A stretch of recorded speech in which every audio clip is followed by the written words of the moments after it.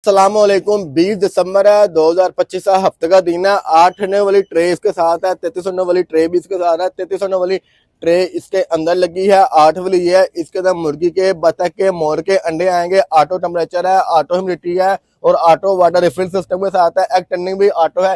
ये मैं आपको एग टर्निंग चेक करवा रहा हूँ। लबट के, कनौर के, पाइनएप्पल के, चिड़िया के, मैना के, बटेर के 33 अंडे आएंगे। ये वाली मशीन है जो इंतहाई मुनासिब प्राइस में मिल जाएगी। इसके अंदर येलो के अंदर और इस ग्रीन के अंदर ये दो कलर अवेलेबल है।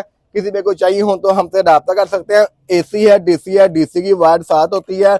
इसके साथ ये वाला हैवी अडोप्टर, ये वाला हैवी अडोप्टर जो कि ओरिजिनल इंपोर्टेड है वो इसके साथ होगा। 0300 4 दफा 4 4 911 है। सीजन की बहारें आ चुकी हैं। जिन दोस्तों ने मेहनत किया अल्लाह पाक उन सबकी मेहनत को कामयाब करे और इन मशीनों के मेरे हर कस्टमर के लिए बाइस रहमत और बाइस बरकत बनाए। कैश और डिलीवरी के जो डिलीवरी चार्जिंग है वो एडवांस होते हैं। दुआओं में याद रखिएगा। जज़ाकल्लाह खैर।